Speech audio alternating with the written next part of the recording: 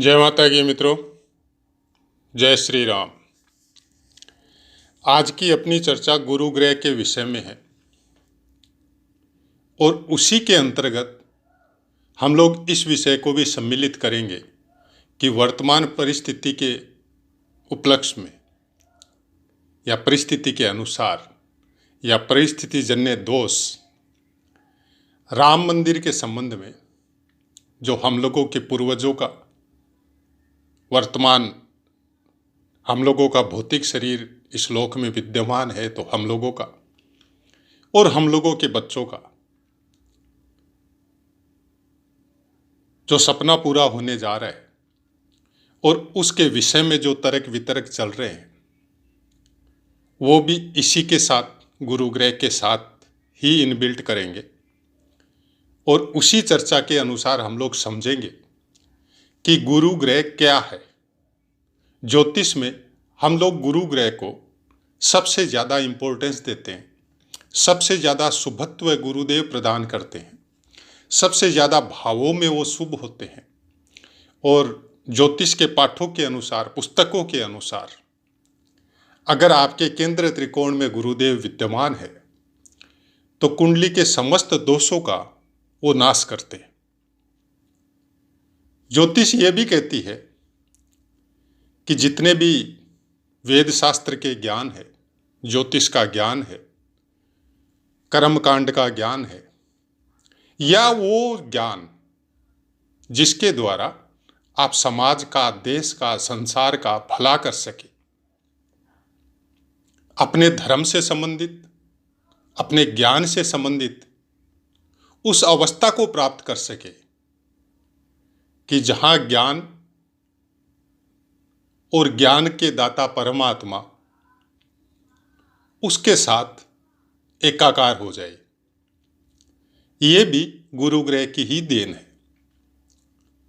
गुरु ग्रह को हम लोग आकाश तत्व से जोड़ते हैं। आकाश तत्व मतलब ब्रह्मांड के वो तत्व जो निरंतर ज्ञान के मंत्रों के द्वारा, वेद के मंत्रों के द्वारा, या हम लोग जो भी चर्चा परिचर्चा करते हैं वो एक सूक्ष्म जगत में जाके अपने अस्तित्व के अनुसार वहां पे वो अपने समय को प्राप्त होती है। और जो भी मंत्र, तंत्र या सिद्धि जो प्राप्त होती है किसी को, वो भी उसी का एक रूप होता है। कि जैसे कोई गुरु ग्रह से कनेक्टेड कोई आदमी कोई मंत्र का जाप निरंतर करते रहता है तो उसकी एक आवृत्ति उसके भौतिक शरीर के आसपास बननी चालू हो जाती है कि जिस तरह का भाव उसके उस मंत्र के साथ जागृत होते हैं उसी तरह के भावों के अनुसार वो एक शक्ति का रूप लेते हैं। क्योंकि शब्द रूपी संसार है और शब्दों की माया है सब कुछ। जो भी शक्ति आपको प्राप्त होती है वो भी मंत्रों का एक ऐसा उच्चारण है, लयबद्ध तरीके से निरंतर करते रहने की वजह से वो एक ऐसी शक्ति का रूपांतर करते हैं जो ब्रह्मांड में जो विचरण कर रही है वैसी उसी के समकक्ष जो शक्तियां हैं उनको वो आकर्षित करती है। ये भी गुरु ग्रह की देन है।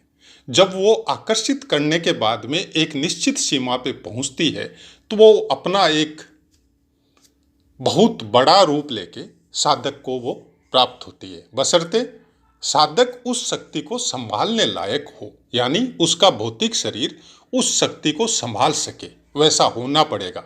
इसीलिए यम, नियम, प्राणायाम, योगाभ्यास ये सब शुरुआत में बताया जाता है कि उसका शरीर पुष्ट हो, उसकी वो इंद्रियां पुष्ट हो, उसका वो योग पुष्ट हो, जिसके द्वारा उस शक्ति को वो अपने भीतर समाहित कर सके और उस शक्ति के द्वारा फिर संसार और जगत का भला कर सके। यह है गुरु ग्रह। गुरु ग्रह को हम लोग इसीलिए भी अच्छा मानते हैं कि यह स्वच्छता का सूचक है। स्वच्छता केवल भौतिक शरीर की नहीं है, यह आपके मन की भी है। यह आपके तन के साथ मन की, आत्मा की, सब चीज की स्वच्छता आपको प्रदान करता है। आपकी वाणी की, आपकी देखने की, आपके चरित्र की, सब चीज की स्वच्छता गुरु ग्रह के द्वारा प्राप्त होती है। सुंदरता, बोलने की पटुता, ये भी गुरु ग्रह की देन होती है। जब सुंदर श्लोकों के साथ वेद पाठों का अध्ययन किया जाता है या हम लोग सुनते हैं किसी कर्मकांड के द्वारा, जैसे कोई भगवान का अभिषेक हो रहा हो, माता की वंदना हो रही हो या वेद पाठ हो रहा हो, और उसको जब हम लोग श्रवण करते हैं, हम लोगों के कर्ण को प्रिय लगता है और हम लोगों की आत्मा प्रफुल्लित होती है, तो बोलने वाला भी गुरु ग्रह से कनेक्टेड है और जो सुन रहा है, जिसको अच्छा लग रहा है, वो भी गुरु ग्रह से कनेक्टेड है। क्योंकि उसकी आत्मा में, उसके मन में, चाहे वो भाषा उसको समझ में नहीं आए, फिर भी वो उसको प्रिय लगती है। कारण प्रारब्ध में हम लोग भी इसी भाषा को जानते थे। इस भाषा से हम लोग अपने आप को कभी किसी ने वंचित नहीं किया, क्योंकि मनुष्य देह अनेक जन्मों के द्वारा हम लोगों को प्राप्त होती है। जो भी ज्योतिष का ज्ञान रखते हैं वो कुंडली में जरूर गुरु का कुछ न कुछ योगदान प्राप्त करते हैं। ज्योतिष जैसे विषय को सीखने में सबका भी गुरु केंद्र में हो, त्रिकोण में हो, यह जरूरी नहीं है। कि हम लोग ये सोच ले कि हम लोगों के केंद्र में गुरु त्रिकोण या केंद्र में नहीं है, तो क्या हम लोग ज्योतिष या वेद पाठी या कर्मकांडी विद्वान नहीं हो सकते? ऐसा कुछ नहीं होता है। हम लोग गुरु ग्रह की चर्चा कर रहे हैं और साथ में वर्तमान परिस्थिति की भी चर्चा कर रहे हैं। इसलिए इस विषय को इस तरह से लिया गया है कि ज्योतिष में गुरु ग्रह के विषय में क्या बताया गया। किसी भी, जैसे कोई भी पाठ, कोई भी गुरु ग्रह से संबंधित कोई भी बातें जो ज्योतिष में बताई जाती है, उसके ज्ञान के विषय में, उसकी विद्वता के विषय में, तो उसके योग और दुर्योग जो ज्योतिष में बताए जाते हैं, किसी भी ग्रह के हो या युति के हो या कोई और परिस्थितिवश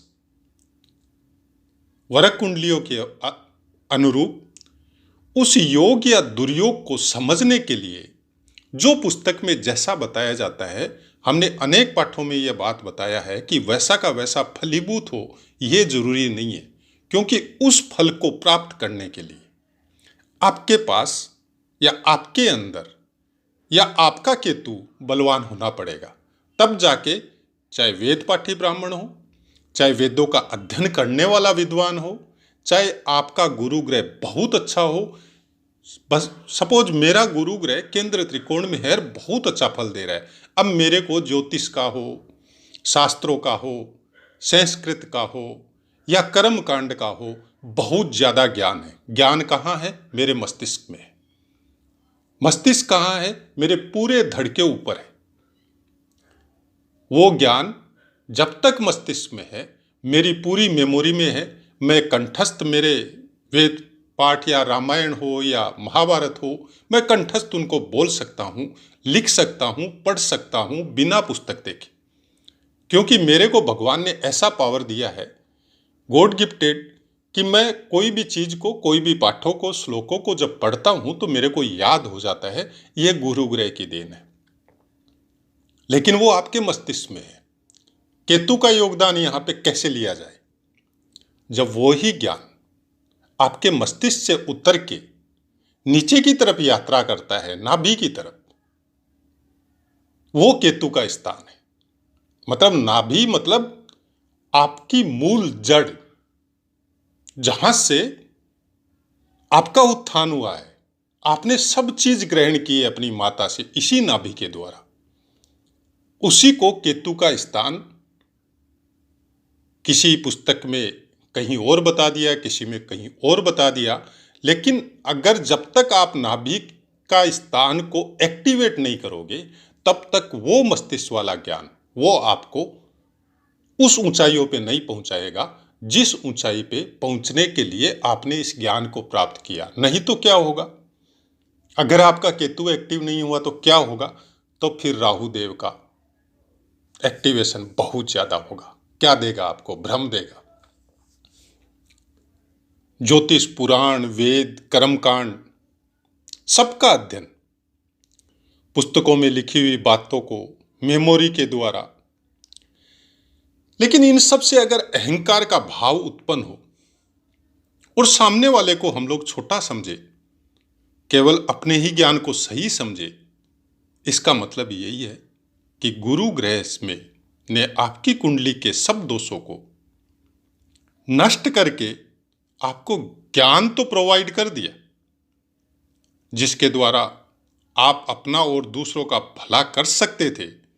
लेकिन उस ज्ञान को प्राप्त करते करते आपकी सरलता, आपका नम्र हृदय, जो कि केतुदेव की देन है, उसको भूलकर आपने सब कुछ अपने मस्तिष्क के द्वारा संचालित करना कुछ इस तरह से सीख लिया कि आपके नहीं चाहते हुए भी राहु देव का इफेक्ट कुछ ज्यादा हो गया। ये आप हमेशा याद रखिए, इस कलयुग में राहु और केतु,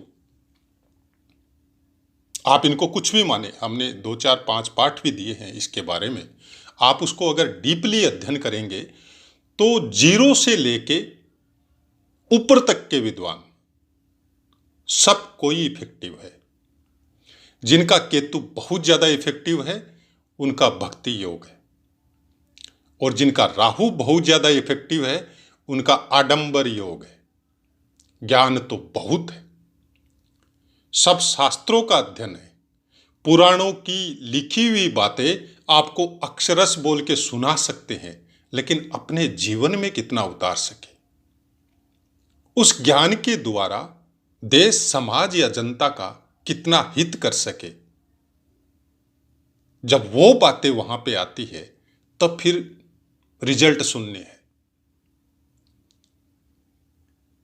जब भी किसी तरह के ज्ञान का या पद का, किसी को भी, हम ये नहीं बोलते हैं एक पर्टिकुलर किसी को लेकर, हम ये बोलते हैं हम भी या आप भी, जो सुन रहे हैं, जो पढ़ रहे हैं, जो किसी भी पद पे जो ज्ञान के द्वारा सृजित हो। अब ज्ञान के द्वारा तो आप टीचर भी बन सकते हैं, ज्ञान के द्वारा आप एस्ट्रो भी बन सकते हैं, ज्ञान के द्वारा आप कर्मकांडी विद्वान भी बन सकते हैं, और उसी ज्ञान के द्वारा और ऊंचे पदों पे जा सकते हैं। वहां पे उस ज्ञान में अगर अहंकार या मैं का थोड़ा सा भी पुट आपके अंदर आ गया तो वहां आपके आसपास फिर चाटुकारों की फौज इकट्ठी हो जाती है, और वो आपके हर वक्तव्य का समर्थन करती है, जिसकी वजह से आपका अहम अपनी उस चरम सीमा को छूने लगता है। मतलब आपकी सीमा वहां से आप ये मान के चलो कि आने वाला समय फिर कुछ ठीक नहीं आने वाला है, क्योंकि ज्ञान जब अपनी अहंकार वाली सीमा को छूने की तरफ जाता है तो फिर उसके पतन के रास्ते खुलते हैं, और ये पर्टिकुलर समय कुछ वैसा ही है। अगर केतु एक्टिव रहता तो उसी ज्ञान के होने के बाद वो मनुष्य अच्छी तरह समझ जाता कि प्रकृति पर प्रदत्त जो होना है वो होकर रहेगा, आपको केवल साक्षी बनने का ही अधिकार है। आरोप प्रत्यारोप ये सब करने का नहीं है। गुरु ग्रह का घमंड अगर आप अपने ज्ञान से किसी को कुछ समझाते हुए नम्रता की जगह कटु शब्दों का इस्तेमाल करना शुरू कर रहे हैं तो ये पतन का संकेत हो जाता है। वर्तमान समय भी कुछ ऐसा ही देख रहे हैं हम लोग, जो कि गुरु ग्रह प्रदत्त ज्ञान से बड़े बड़े पदों पर आसीन हमारे पूज्य जो एक दूसरे के लिए शब्दों का इस्तेमाल कर रहे हैं, यही गुरु ग्रह के खराब होने की सबसे बड़ी निशानी, जो कि ज्योतिष में हम लोग जैसे बोलते हैं कि कर्मों का अधिपति शनिदेव अपनी मूल त्रिकोण राशि से गुरुदेव पर पूर्ण दृष्टि दे रहा है। इसका मतलब क्या हुआ? यह समय जब भी आता है, ये गुरुदेव पे जो दृष्टि है बहुत समय से चल रही है, और आपने बहुत समय देखा होगा मतलब क्या होता है कि जैसे हम गुरु ग्रह से कनेक्टेड या कोई भी है और वो अपने शब्दों के द्वारा वो कुछ भी कर रहा है, उसने ज्ञान प्राप्त किया, एक सीमा पे पहुंचा, उसके अंदर अहंकार आ गया, सब कुछ हो गया, लेकिन कोई फल उसको नहीं मिल रहा है। मतलब अगर उस अहंकार की वजह से वो कटु वचन बोल रहा है, किसी की निंदा कर रहा है, किसी की चुगली कर रहा है, या किसी को नीचा दिखाने का कोशिश कर रहा है, लेकिन उसको कोई खराब फल उसको नहीं प्राप्त हुआ, कब होगा? वो तब होगा जब कर्मों का अधिपति अपनी दृष्टि गुरु ग्रह पे डालेगा। आप पुराने इतिहास उठा के देख लीजिए, वर्तमान समय देख लीजिए। क्यों? शनिदेव बोल रहा है कि आपने जो कर्म किए हैं उसका फल देने का अधिकार हमारा है। कर्म करवाने का भी बहुत कुछ अधिकार शनिदेव का है, क्योंकि कर्माधिपति भी बोला जाता है, न्यायाधिपति भी है, कर्माधिपति भी है, तो कर्म भी करवाते हैं। लेकिन कर्मों में हस्तक्षेप नहीं करते आपको कर्मठ बनाते हैं, लेकिन आप कर्म कैसे करना है ये आपकी अपनी चॉइस है। कि आपको एक पद दे दिया, आपको एक काम दे दिया, जैसे हमको सर्विस मिली एक पर्टिकुलर पोस्ट पे कि यहाँ आपकी ये सर्विस है, ये जिम्मेदारियां हैं। अब उस जिम्मेदारी को निभाते निभाते अगर हमारे अंदर अहम आता है, घमंड आता है, तो फिर उसका दंड तो हमको भोगना पड़ेगा। दंड किसी भी रूप में हो सकता है, हमारा मान सम्मान चला जाए वैसा हो सकता है, हमको बाहर निकाल दिया जाए उस पद से वो भी हो सकता है, हमको समाज के द्वारा तिरस्कृत किया जाए वैसा भी हो सकता है। अब नेचुरलिटी ने हमारे कौन से कर्मों के द्वारा, कुछ कर्म होते हैं जो सामने आते हैं और कुछ कर्म वो है जिनको हम लोग नहीं देखते। लेकिन न्यायाधिकारी से तो बिना देखे तो कुछ कर्म होते नहीं है, वो तो सब कुछ देख रहा है।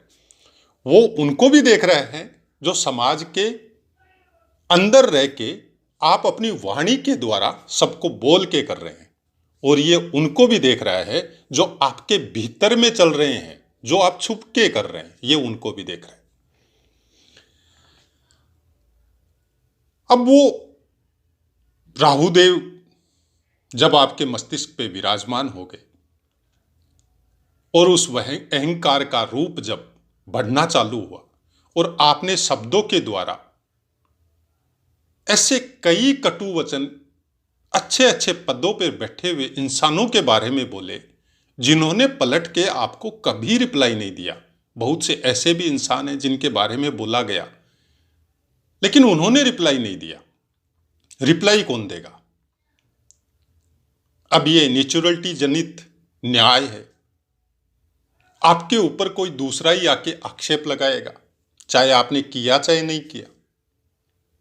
आपके ऊपर कोई आके किसी भी मनगढ़ंत कहानियों के द्वारा आपका अपमान कर सकता है और उससे आप व्यथित हो सकते हैं।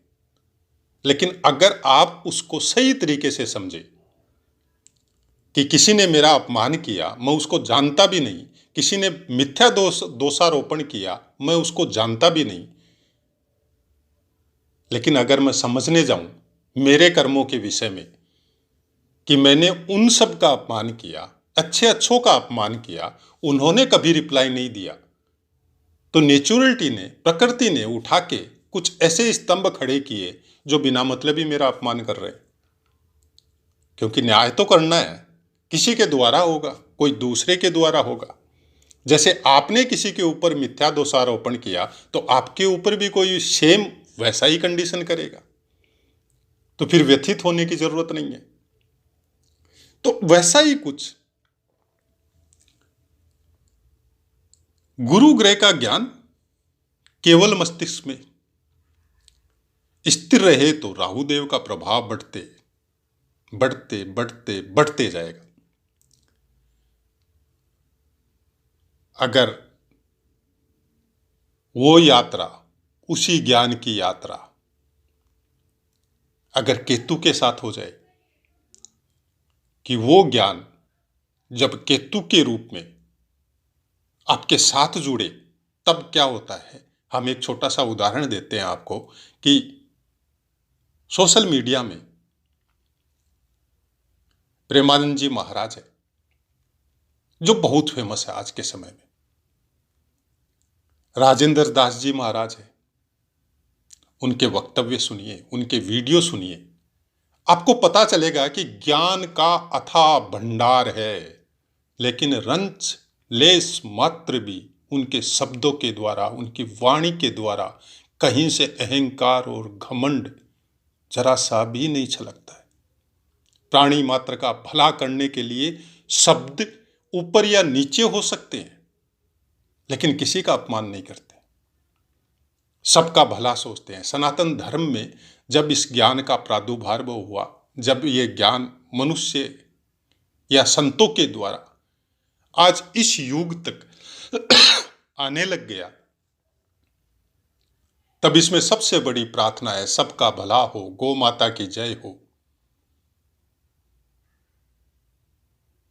तो जब सबका भला करने की प्रेरणा ये ज्ञान देता है, तो फिर आप अपने वचनों से, कटु वचनों से, ऐसी ऐसी पद पे बैठे हुए, जो कि सनातन धर्म में सर्वोच्च पद बोला जाता है, जिनका अनुसरण हम लोग करते हैं, आपका योगदान क्या रहा सनातनियों के लिए, देश के लिए? एक मंदिर जो कई 100 सालों से खंडित एक ढांचे के रूप में पड़ा हुआ था, कितनों ने बलिदान किया,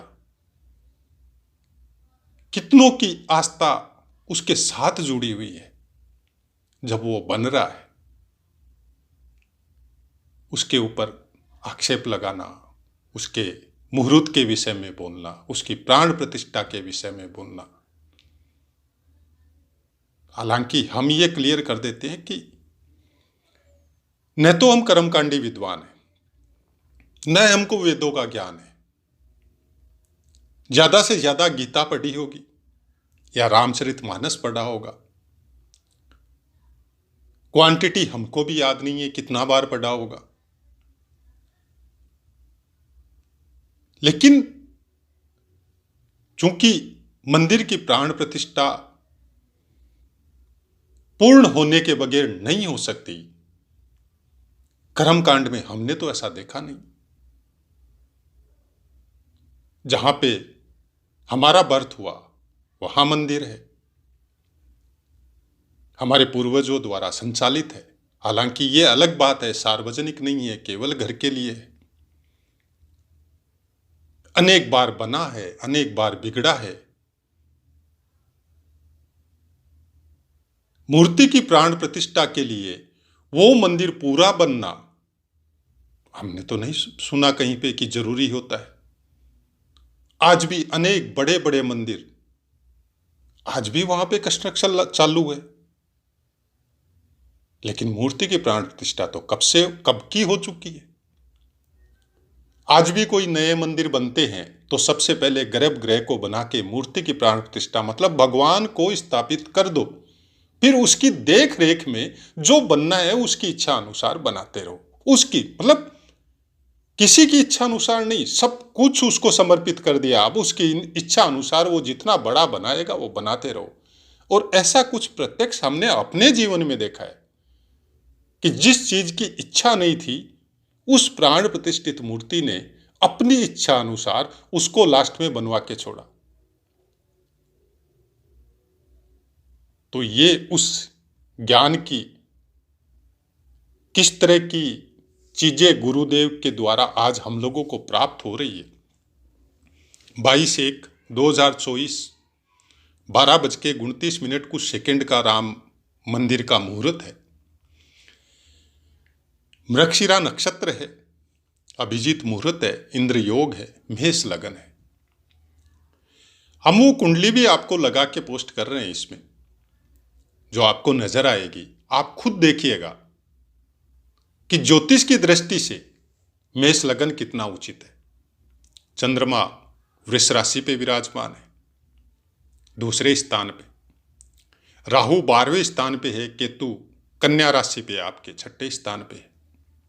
सूर्य देव 10वें स्थान पे है और शनि देव 11वें स्थान पे अपनी कुंभ राशि पे, और वहां से वो गुरुदेव के ऊपर पूर्ण दृष्टि कर रहे हैं। मतलब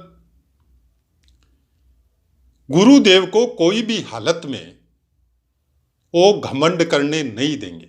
इसका मतलब क्या हुआ कि जिस जगह में प्राण प्रतिष्ठा हो रही है वहां रहने वाले, उस मूर्ति की पूजा करने वाले, उसके आसपास रहने वाले किसी के अंदर घमंड लेस मात्र का भी नहीं होगा।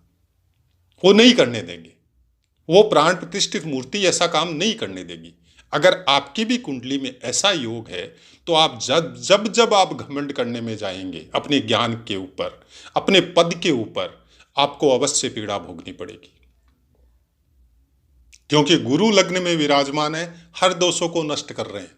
सूर्य आपके दशम में विराजमान है, आपकी कीर्ति कई समुद्रों को पार करेगी। मतलब इस राम मंदिर की कीर्ति पूरे ब्रह्मांड में होगी, जैसा आप देख भी रहे कि हर देश को पता है कि राम मंदिर की प्राण प्रतिष्ठा हो रही है। आप इसी से समझ सकते हैं कि अभी तो प्राण प्रतिष्ठा हुई नहीं है, उसके पहले ही ये इतना फेमस हो चुका है। सूर्य, मंगल, बुध तीनों आपके भाग्य में धर्म स्थान में विराजमान है। तो किस दृष्टि से इसको खराब मुहूर्त बोल सकते हैं? हालांकि मुहूर्त के विषय में हम इतनी डीप बातें क्यों नहीं करेंगे और न ही इसके बारे में हम कोई अपना वक्तव्य देंगे, क्योंकि जिन्होंने निकाला है वो हमसे 1000 ऑफ टाइम ज्ञान में बहुत ऊपर है। हम तृण मात्र हैं, हमको ऐसा कोई ज्ञान नहीं है। हमारा मन थोड़ा दुखी हुआ, हालांकि ये पहले से प्रिडिक्ट है, पहले से ये सब किसी वीडियो में हमने जरूर बोला भी है ये बात कि वर्तमान समय जो 2-2.5 साल से चल रहा है ये कुछ अच्छा नहीं है, खासकर उनके लिए जो ज्ञान के द्वारा अपने आप को बहुत बड़ा समझ रहे हैं कि हमारे जैसा ज्ञानी इस संसार में कोई नहीं है। जब वो सीमा ऐसी हो जाती है कि सामने वाले को हम लोग नीचे देखने लग जाए, हीन दृष्टि से देखने लग जाए, अपने आप को सबसे बड़ा समझने लग जाए, तब उसका फल अवश्य हर जीव को मिलता है, चाहे वो किसी रूप में मिले। और शनिदेव की दृष्टि गुरुदेव पे यही कर्म करवाती है। आप इस बात को कहां तक मानते हैं, किस रूप में मानते हैं, लेकिन हमारा अपना मत केवल इतना ही है। हमको तकलीफ मन में इतनी हुई कि जिस संगठन के ऊपर, जिस देश के ऊपर, जिस सनातन धर्म के ऊपर आप एक पर्टिकुलर आदमी का या अपने पीएम का या मोदी जी का बुराई करते करते या उनके विरुद्ध वक्तव्य देते देते आप धर्म के विरुद्ध बोलने लग गए, आप अपने देश के विरुद्ध बोलने लग गए, आप सनातन धर्म के विरुद्ध बोलने लग गए, आप राम मंदिर के विरुद्ध बोलने लग गए। क्यों? एक आम आदमी, हजारों पोस्ट आती है, अननोन की भी आती है, जिसको इतना ज्ञान नहीं है वो भी अपना ज्ञान बघार के कुछ भी बोलता है, इतना तकलीफ नहीं होता है। लेकिन जो ज्ञान में सर्वोपरि है, जिनको सुबह उठ के अनेकों हम लोगों के घरों में शंकराचार्य जी की फोटो या मूर्ति होगी, जिनको प्रणाम करते हैं, उस पद पे आप विराजमान हैं, तो मन में बहुत पीड़ा होती है। क्योंकि सोशल मीडिया का जमाना है और आजकल आपका एक वक्तव्य करोड़ों आदमियों के श्रवण के द्वारा कानों में पहुंच जाता है। आप ऐसे संगठन के विषय में जब बोलते हैं, जो संगठन किसी भी आपदा में, किसी भी नेचुरल क्लेमिटी में सबसे आगे रहता है, आज उस संगठन के द्वारा इतने कार्यक्रम इस देश में चलाए जाते हैं, चाहे वो एजुकेशन के लिए हो, चाहे स्किल के लिए हो। रिसेंटली हम जहाँ रहते हैं वहाँ पे ऐसा कार्यक्रम आज भी चलाया जा रहा है, शायद बहुत साल पहले से चल रहा है, कि आपको कुछ स्किल सिखाई जाएगी जिसमें आप चाहे एजुकेटेड हो चाहे नहीं हो, कोई मतलब नहीं है। जैसे ड्राइविंग हो, कारपेंटर का काम हो, घर बनाने का काम हो, फ्री ऑफ कॉस्ट सिखाया गया था, जहां पे न जाति देखी गई थी, न धर्म देखा गया था, न कुछ और देखा गया था। जब ऐसे संगठन के विषय में आप बोलते हैं तो बहुत मन में बहुत पीड़ा होती है। तकलीफ यही है कि वो बोल रहे हैं जिनका हम लोग अनुगमन करते हैं, जिनके चरण धूलि को प्रणाम करते हैं। आज अगर हमारे पिता या आपके पिता या आपके पूर्वज कुछ गलत वक्तव्य देते हैं तो उसकी जैसी पीड़ा एक बच्चे को होती है, कुछ वैसी पीड़ा आज आम आदमी, हर सनातनी को हो रही है कि आप लोगों को कोई चीज में मतभेद है तो मन भेद मत रखिए, एक साथ बैठिए, अलग बैठिए, सोशल मीडिया में मत बैठिए और उसका निराकरण कीजिए। आपको कहाँ जाना है, कहाँ नहीं जाना है, किसके विषय में क्या बोलना है, क्या नहीं बोलना है, उसका निर्णय आपका स्वयं का है। एकदम सही बात है। लेकिन जिस पद पे आप बैठे हैं, उस पद के द्वारा जब आप कोई वक्तव्य या कुछ बातें जब बोलते हैं तो वो सब तक पहुंचती है। वहां फिर वो वक्तव्य केवल आपका नहीं रहता है, आपके अनुसरण करने वालों पे भी उसका इफेक्ट होता है। आज आम सनातनी हर पीठों को जो शंकराचार्य जी द्वारा स्थापित है उनको प्रणाम करता है, और जो भी सनातन धर्म से कनेक्टेड है और उसकी फाइनेंस पोजीशन थोड़ी सी भी ठीक है तो वो तीर्थों के साथ इन पीठों का भी भ्रमण करने की तीव्र इच्छा रखता है। लेकिन क्या इन वक्तव्यों को बाद ऐसी इच्छा रहेगी? क्या मनभेद नहीं होगा?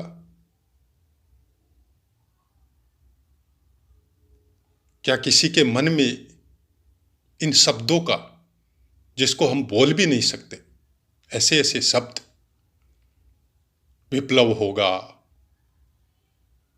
ये होगा, वो होगा, क्यों, किस लिए? जो हो रहा है वो क्या कम है? तो हमारा सबसे इतना ही अनुरोध है कि गुरु ग्रह से कनेक्टेड, जो आप बोलते हैं ना कि गुरु ग्रह अमृत तुल्य दृष्टि प्रदान करता है, हालांकि स्थान विशेष में बैठ के वो उस स्थान के लिए इतना अच्छा नहीं होता है, लेकिन उसकी दृष्टि अमृतमय होती है। एकदम सही बात है। लेकिन उस स्थान विशेष का भी महत्व होता है। जब शनिदेव की दृष्टि उनके ऊपर पड़ती है तो उस स्थान विशेष का महत्व और ज्यादा बढ़ जाता है, और उस स्थान विशेष की फिर उन्नति होती है। किस क्षेत्र में? अगर आप सही आचरण कर रहे हैं, अपने ज्ञान के द्वारा सबका भला कर रहे हैं, सबको सद्बुद्धि दे रहे हैं, और उस ज्ञान के पथ पे चलते हुए अपना ही कल्याण नहीं, समाज, जाति और देश का भी कर रहे हैं, तो फिर वही ग्रह, वही गुरु ग्रह आपका केतुदेव के साथ जुड़ता है, और फिर उस दिव्य शक्ति का दर्शन आपको करवा देता है या उसके साथ एकाकार कर देता है। नहीं तो फिर राहु देव का योग जुड़ता है,